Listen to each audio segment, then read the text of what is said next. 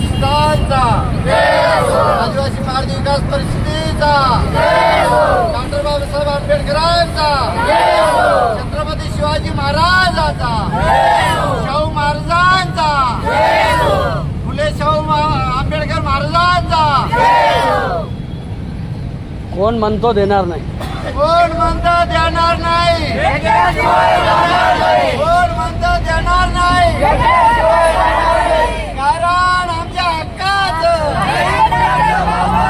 कारण आमच्या हक्काचं। पवार मी राहणार यसगाव, गंगापूर तालुका, संभाजीनगर जिल्हा। आमचं जी मत आहे, आज आमच्या 2-2, 3-3 पिढ्या गेल्या, 2-2, 3-3 पिढ्या आमच्या गारान जमिनीमध्ये गेल्या। आज आमच्या काही पिढ्या रानामा हिंडून मेल्या। नंतर आता आमचं एखादं ठाव ठिकाणं लागलं, ठाव ठिकाण्यापासून जर आम्हाला हा सरकार उठवतो तर आम्हाला त्या रानामध्ये मरण्यापेक्षा या रोडवर मरण्याला आम्हाला काही भीती नाही। आज आमचे लेकरं बाळ सुना लेकी आज आम्ही रोज मागून खातो। पारधी समाजचा गडी माणसाचा जीव हातावर आहे साहेब। ज्याचा संसार बाई चांगली आहे त्याचा संसार आहे। 12ने संसार आमच्या समाजाचा उद्ध्वस्त होऊन गेला। सरकार आमच्या पाठीचे आहे साहेब। कुठलीही चोरी झाली, कुठलाही अन्याय झाला तरी पण पारधी म्हणतात आणि पारधी म्हणून त्याच्यावर मोक्याच्या केसेस टाकतात आणि मोक्याच्या केसेस मध्ये 5-5, 6 वर्ष आमच्या माणसं पोरं येत नाही। आमच्या सुनायला, आमच्या लेकीला साहेब परलोकामध्ये जाणं पडायला, परलोकाच्या माणसं नवरे करून आमच्या लेकरं बाळ सोडून आमच्या लेकी बाळी परजातीमध्ये जाऊ राहिला। आज एवढा अन्याय आम्ही सहन करून पण आम्हाला सरकार हाकलून द्यायच्या मागे लागला साहेब। आम्हाला याच्यात जगण्याचा अर्थ नाही। आज आम्हाला सरकार हाकलून देण्यापेक्षा त्यांना गारान जमिनीची ऑर्डर काढली तशी आम्हाला मारायची ऑर्डर काढावं आणि आम्ही रोडवर मरायला तयार आहे साहेब।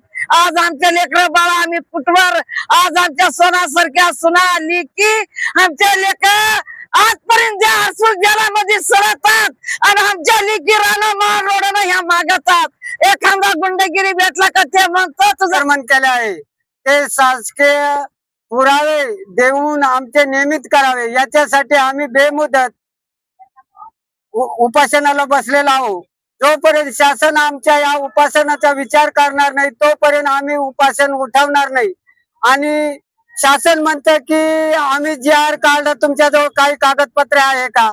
त्याच्यासाठी आम्ही शासनाला आम्ही जेव्हापासून 1978 ते 2000चे पुरावे दाखविणार आहोत।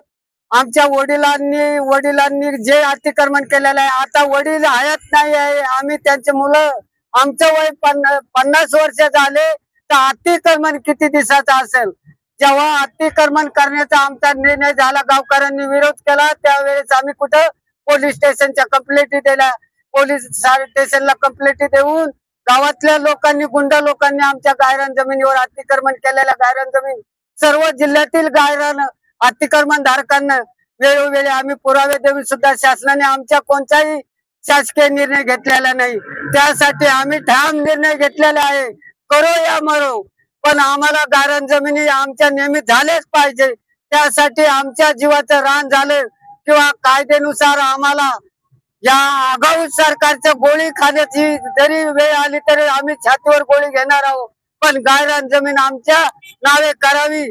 पुरावा देऊन सुद्धा आमचा शासन विचार करत नाही आणि विचार करत नाही म्हणून आम्ही शेवटचा पर्याय, आम्हाला माहित आहे की आम्ही अशिक्षित असलेल्या शासनाने आमचा गैरफायदा उठवला। पूर्वी आमच्या आजोबा आई वडिलांच्या काळात अशा घटना झाल्या। जर कधी आमच्या समाज बांधवांमध्ये एखादी मुलगी चांगली असेल किंवा दिसायला खूपसुरत असेल तर या गाव गुंडांनी आम्हाला छेळीस काढून त्यांच्या म्हणले की तुम्ही काय किडनॅप चोरी करून आणलेल्या मुली आहे असे छेळ आम्ही सहन केले।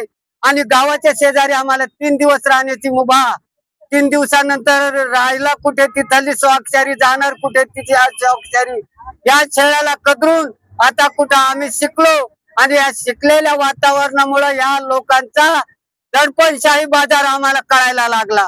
त्या छत्रपती शाहू महाराजांची त्यांना तिजोरीला रक्षक म्हणून ठेवलं, त्या आताच्या सरकारने आम्हाला भक्षक बनवलं।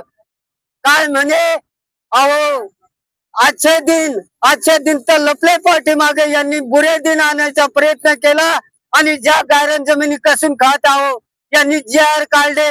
JR काढून प्रत्येक गावोगावी पाठवले आणि त्या JRच्या आधारावर गावकरी आम्हाला काय म्हणतात, तुमचा कुछ नाही अच्छा, तुम्हाला कुछ नाही सच्चा. या शब्दाला आम्ही बळी पाडणार नाही. आम्ही दाखवून देणार आहोत. आम्ही डोंगरात राहणार, वनात माळा, पर्वता रांगावर चढणारे भिल आदिवासी, मातंग, दलित या समाजाला आम्ही विचार केला. आमचं जर रक्ताचा सडा झाला तरी माघार